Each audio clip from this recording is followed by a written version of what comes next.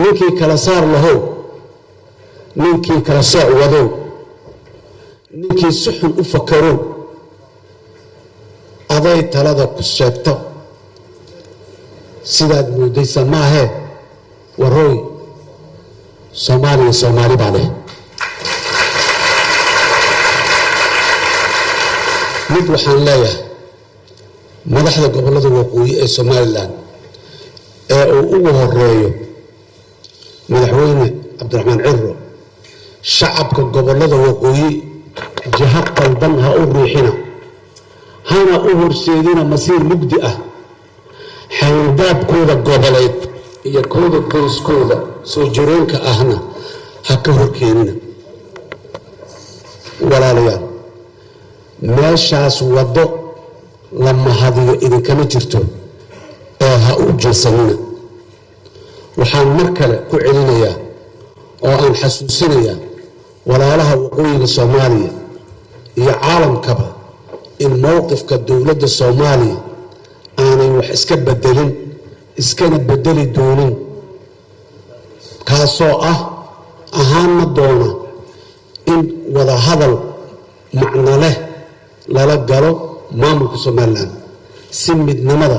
loo xoojiyo isfaham waaga jirana meesha looga saaro oo Soomaaliya waana heli karnaa haddii la yiraahdo midna waxaan leeyahay guud ahaan shacabka Soomaaliyeed gaar ahaan walaalaha gobolada waqooyi ku dhaqan la idinkuma yaqaano taariikhdiina kan mid ma ahan in si sahlan dagaanadiina loogu marti qaado cadowga ummadda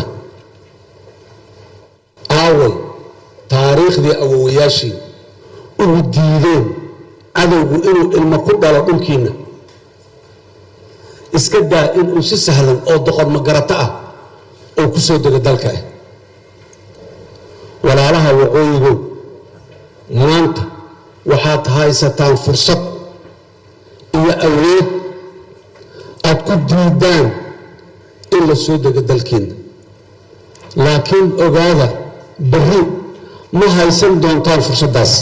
marka cadowgu dhulka dego ee uu lugaha ku fidsado waxaan cod dheer ku leenahay ninkii kala saar lahow ninkii kala sooc wadow ninkii si xun u fakaro aday talada ku sheegto sidaad moodaysa maahe warooy Soomaali baa leh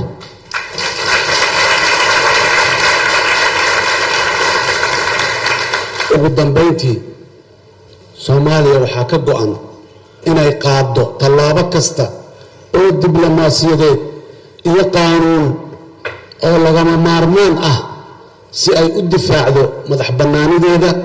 midnimadeeda iyo xuduudaheeda caalamku aqoonsan yahay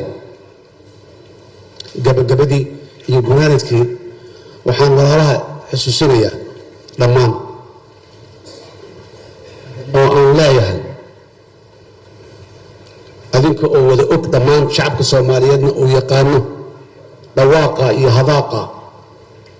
dhaqanna aan u lahayn jirno waayaha dhibka badan ee taariikhdeena soo marayna halhayska inoo ahayd tuladgeelahoo dhacan baa toogasho u bareertaane ma dhulkoo dhammoo tegayaan nina dhagax u tuurayn aad iyo aad ayaa mahadsantihiin wasalaamu calaykum waraxmatullahi wabarakaatu